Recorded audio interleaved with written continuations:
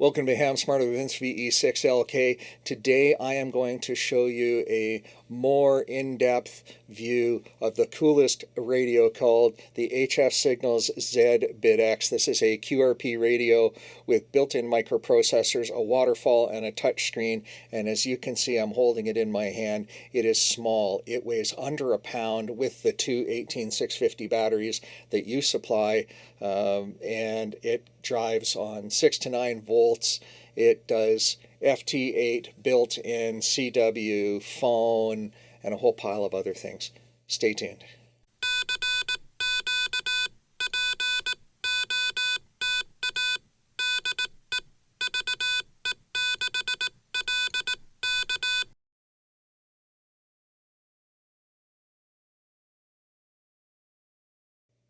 All right, so now let's talk about that internet connectivity part of this cool radio. Because it has a Raspberry Pi microprocessor in it, Raspberry Pi computer really, it can do things like connect to your Wi-Fi, it can pick up internet, it can pick up a timestamp, and it can do all kinds of cool things.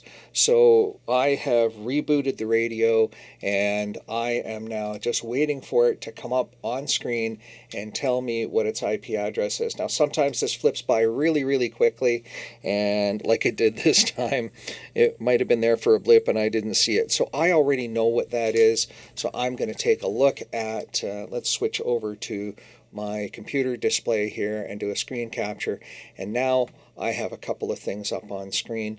And the first thing I'm going to do is I'm going to remote into it using the standard HF Signals password of HF, like Hotel Foxtrot, and the password 12345. And I'm going to go in on VNC because I've enabled VNC server on it. That might be something you have to do. So the first thing you're noticing now is I've got a window going and I can see the modes. You'll notice on this display the spectrum and the waterfall line up nice and neatly versus this display where the spectrum portion of it is offset from it. So that's what I was saying earlier about a software bug in the display.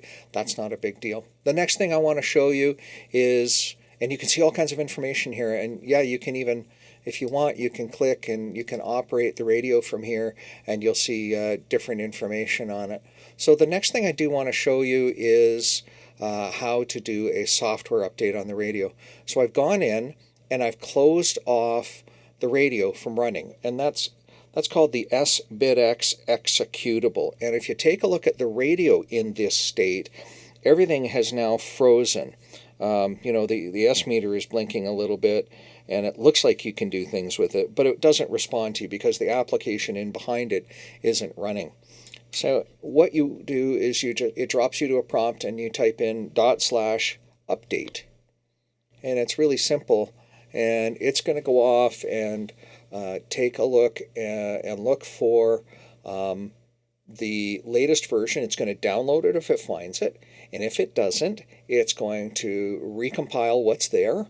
If it does, it's going to download it and recompile it or compile it, and it's going to spit back out a message that says it's all done now, and it's going to do that pretty quick. It doesn't take all that long. There we go, it's done.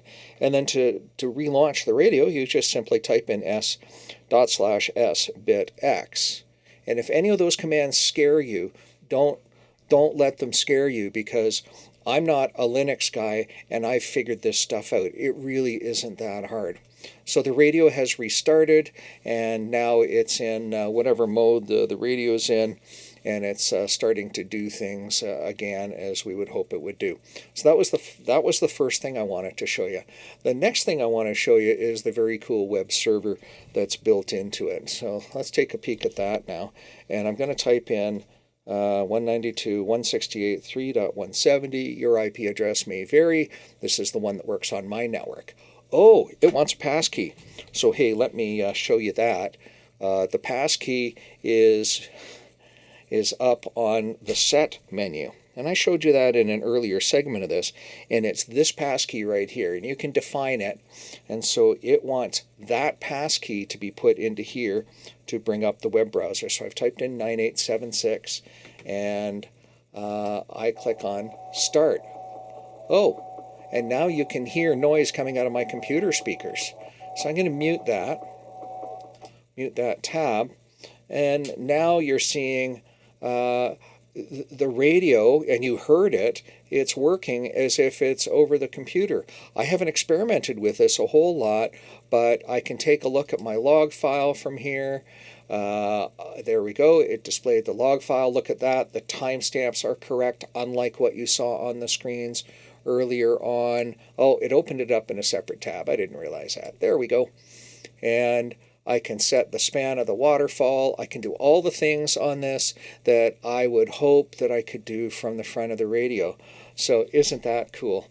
All of that built in to a little tiny package that weighs under a pound and is under $200 shipped to your door. How cool is that?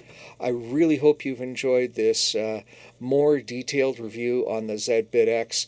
Thank you for watching. Please like and subscribe. 73 and Ham Smarter. See you later.